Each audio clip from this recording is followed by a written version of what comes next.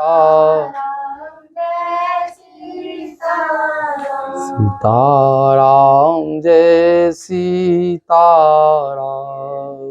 सीताराम श्री हनुमान जी महाराज की, श्री गुरुदेव भगवान की, श्री अयोध्या मिथिला धाम की, सब संतन की, सब भक्तन की जय जय ताराम।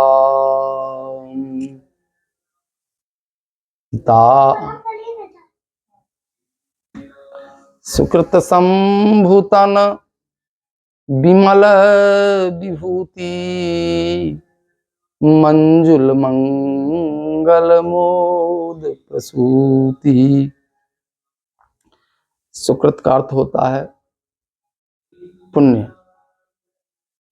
सुकृत संभूतन विमल विभूति, विभूति माने भस्म राख,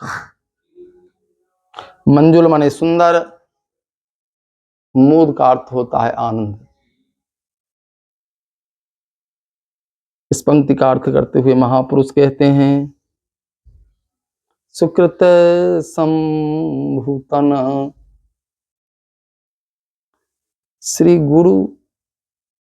गुरुदेव का जो पद पदुम पराग है, या दूसरे शब्दों में कह लीजिए जो श्री गुरुदेव के का जो चरण रज है,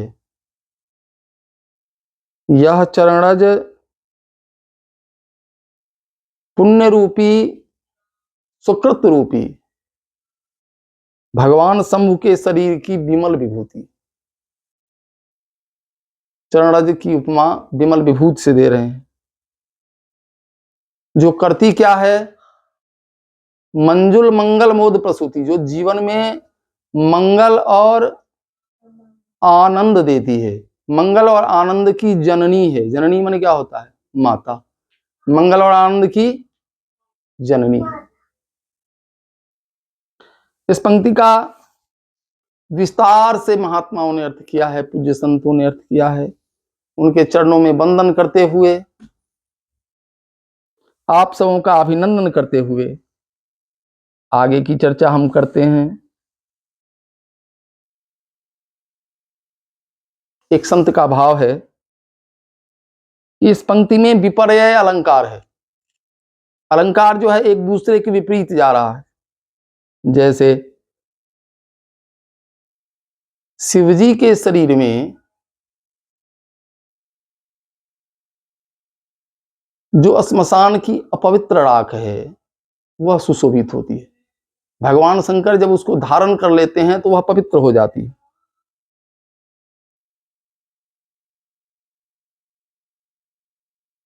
और वैसे ही गुरु चरण रज विभूति से लगकर समस्त सुकृत रूपी संभूतन सुशोभित होते हैं। भाव यह है कि गुरुदेव के चरण रज के आने से सुकृत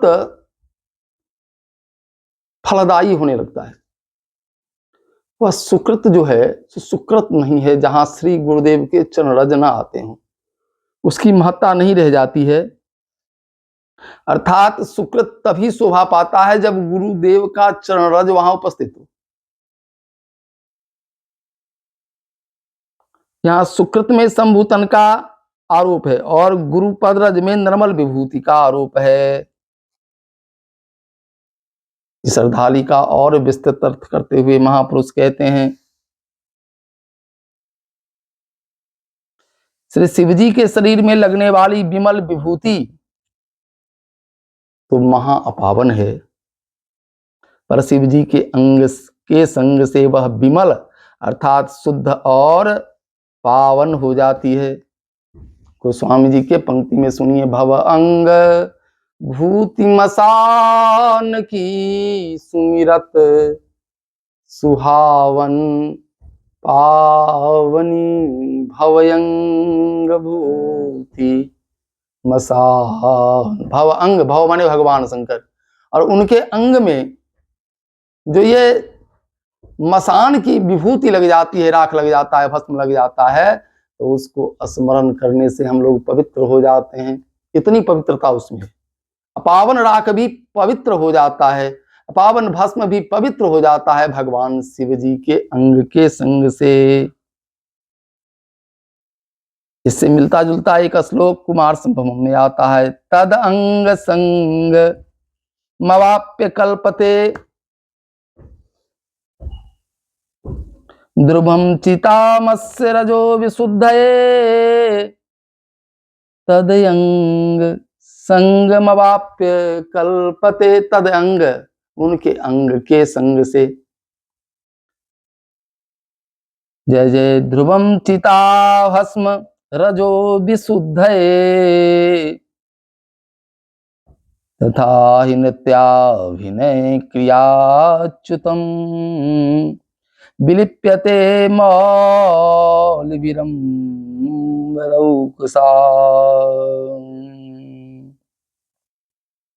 अर्थात श्री गुरुपद रज विभूति से तो सुकृत रूपी शिवतन ही निर्मल हो जाता है। पदरज से सुकृतों के निर्मल होने का भाव यह है कि जब श्री गुरु जी के आश्रित होकर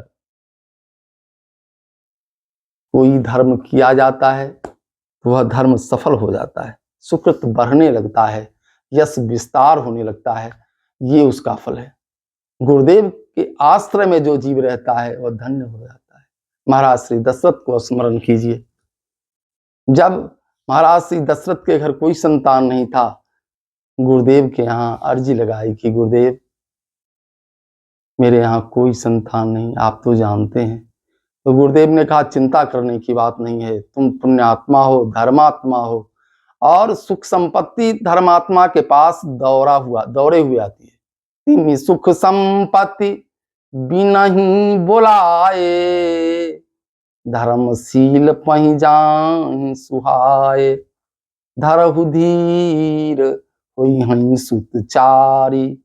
चार पुत्रों के पिता तुम बनोगे, रघुवन विदित भगत भयहारी, जो संसार में विदित होंगे, अपने भक्तों के भय का हरण करने वाले होंगे। ऐसे तो श्री गुरुदेव के आश्रय के कारण महाराज श्री दशरथ का जीवन सफल हो गया। इसी तरह जिसने भी गुरुदेव का आश्रय लिया उसके धर्म कर्म सफल हो गए। धर्म कर्म के सफल होने का अर्थ है, धर्म तभी सफल माना जाता है जब उस धर्म की रक्षा करने वाले उस परमात्मा की कृपा उस जीव पर हो जाए, तभी वह धर्म कर्म सफल माना जाता है। सीताराम जय सीताराम, राम जय सीताराम। विद्वान श्री वैजनाथ जी लिखते हैं कि ऐसा महात्मा सुनकर कोई संदेह नहीं करे कि गुरुदेव के चरण में जो धूल लगा है वह कहाँ का धूल है, कहाँ से लाए हैं, कहाँ से चल के आए हैं, वह अपावन धूल है। ऐसा कोई मन में संदेह नहीं करे। ऐसा कहते हुए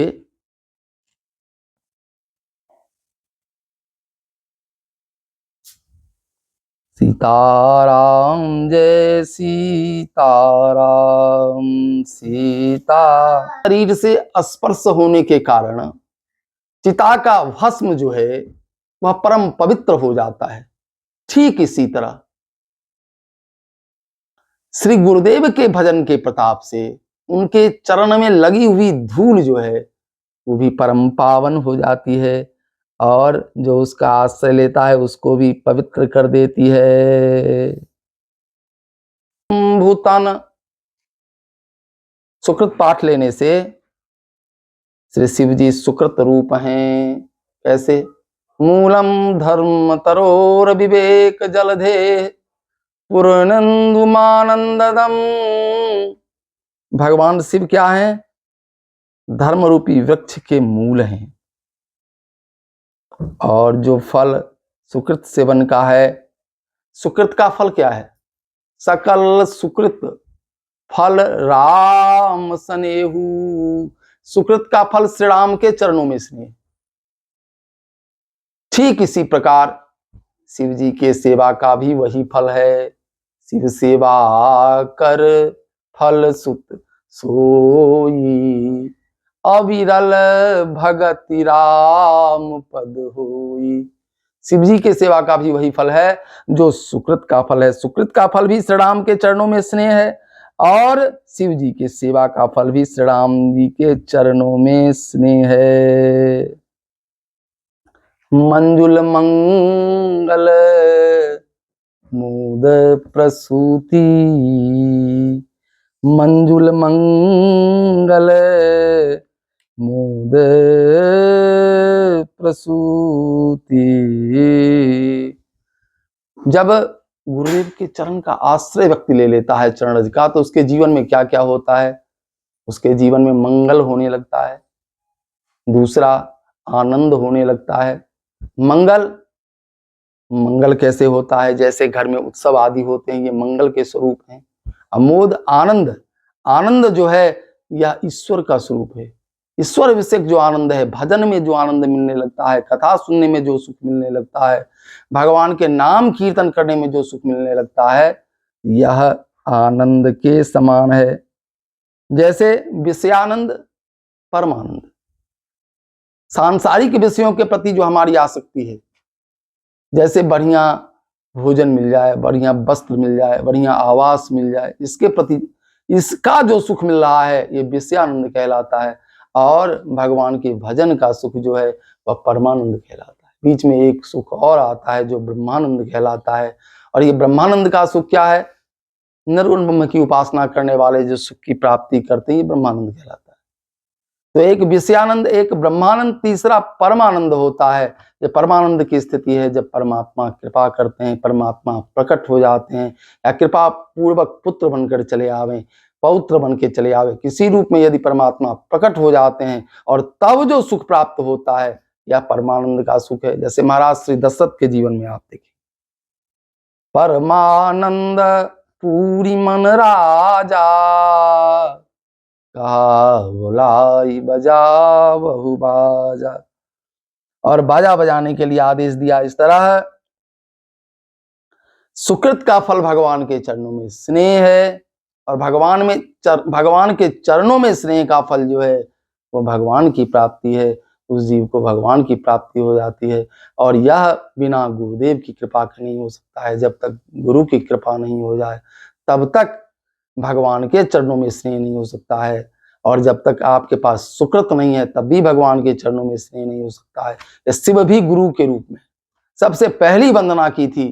पहली वंदना में वंदे बोधमयम नित्यम गुरुम शंकर रूपिणम, पहली वंदना गुरुदेव की कर रहे हैं। गुरुदेव की करते हुए घबराए कि गुरुदेव की वंदना करने के लायक हम नहीं हैं, तब गुरु जी के चरण की वंदना की।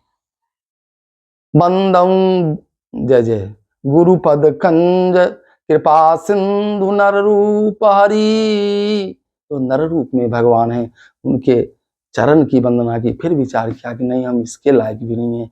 तब गुरु चरण रज की वंदना की। वंदम गुरुपद पदुम परागा।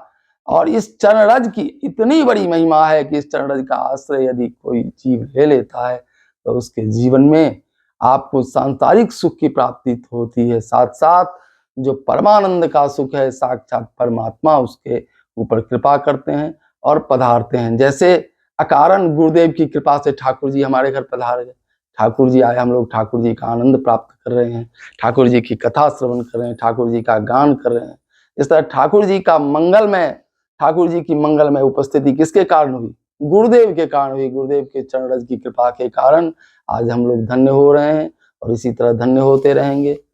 आज की कथा को विराम। सीताराम जय।